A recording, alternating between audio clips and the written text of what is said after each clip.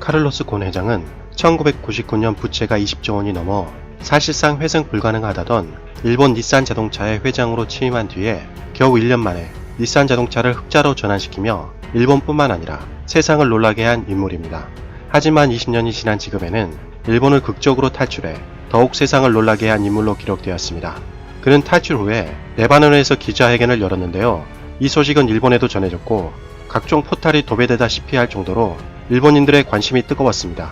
카를로스 곤 회장은 기자회견에서 이런 얘기를 했는데요. 일본에서 탈출한 것에 대해 나는 정의를 피하지 않았다. 불의를 피했을 뿐이라고 말했습니다. 또한 다들 미션 임파서블이라고 말했을 때 나는 닛산을 부활시켰다. 우리는 금융위기를 함께 극복했다. 금융위기가 거대한 해일처럼 일본을 강타했을 1999년 당시 모든 외국인들이 일본을 떠났을 때 나는 일본으로 돌아온 최초의 외국인이었다고 말했습니다. 그리고 이러한 말도 덧붙였는데요. 지난 17년 동안 나는 일본에서 롤모델로 여겨졌다.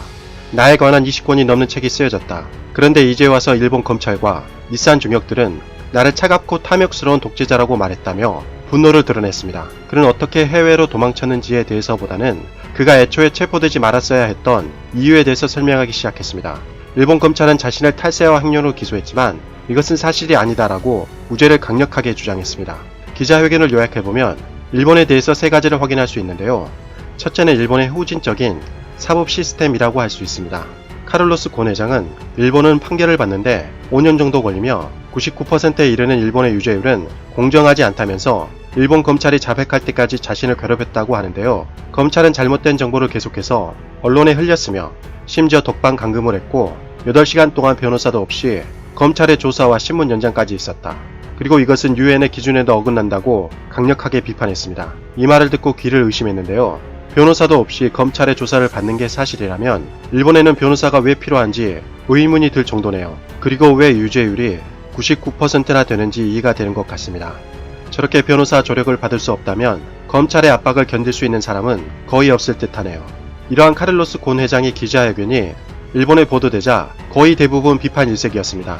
그런데 일본 변호사 업계는 후진적인 제도가 전 세계에 알려졌다면서 도리어 환영하는 분위기라고 합니다.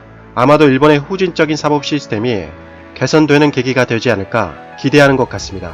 둘째는 바로 일본 정부에 대한 비판입니다. 레바논과의 관계 때문에 강력하게 일본 정부에 대해서 비판하지 않았지만 카를로스 곤 회장은 이런 말을 했습니다. 프랑스 기업인 르노가 점점 닛산에 대한 영향력을 확대하려고 하자 일본인들 중에 일본은 닛산에 대한 르노의 영향력을 제거할 수 있는 유일한 방법은 저를 제거하는 것이라고 여겼습니다. 그래서 이러한 사건이 발생했을 것입니다. 라고 우회적으로 일본 정부를 비판했습니다. 세 번째는 바로 일본 언론에 대한 비판인데요. 카를로스 곤 회장은 일본 언론에 대한 불신이 매우 컸습니다. 이날 기자회견에 참가한 언론사는 12개국 약 60개사였습니다. 하지만 정작 관련국 중의 하나인 일본 언론은 아사히 신문, TV도쿄, 쇼가쿠간 등 3곳에 불과했습니다. 요미우리 신문에 따르면 나머지 일본 언론들은 비가 내리는 기자회견장 밖에서 들어가지도 못한 채 스마트폰 등으로 기자회견 생중계를 시청했다고 합니다. 카를로스 회장은 일본 언론을 향해 기자회견에 출석할 수 있는 언론은 사실을 기반으로 뉴스를 보도하는 매체다. 다른 일본 언론들은 닛산과 검찰 당국의 말을 분석도 비판도 없이 그대로 내보내고 있어서 객관성이 전혀 없다고 신랄하게 비판했습니다. 이에 대해 이례적으로 일본 법무상이 모리 마사코는 9일 오전 0시 30분과 오전 9시 15분 두 차례에 걸쳐 임시 기자회견을 열고 카를로스 전 회장의 일본 사법제도 비판을 강력하게 반박했습니다. 아마도 일본의 후진적인 사법 시스템이 전 세계에 알려질 것을 우려해서 방어하는 차원인 것 같습니다.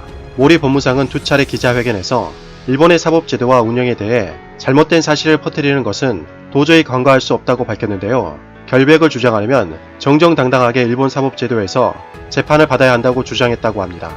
역시나 일본의 어이없는 반응은 예상을 벗어나지 않았습니다. 어떻게 보석 조건에 자신의 부인과 대화조차 하지 못하는 조건이 달려 있을 수 있는지 일본은 통렬하게 반성해야 하며 거기에 변호사 입회도 없이 검찰 조사를 받는 사법 시스템이 뭐가 정정당당한지 일본 스스로 돌이켜보는 계기가 되어야 할 것 같습니다.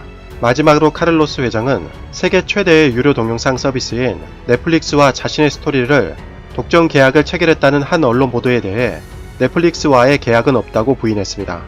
하지만 이 스토리가 만약 영화로 나온다면 정말 대박 히트작이 되지 않을까 생각해 봅니다. 이상 가치왕 채널이었습니다. 지금까지 시청해주셔서 진심으로 고맙습니다. 항상 건강하시고 복 많이 받으세요.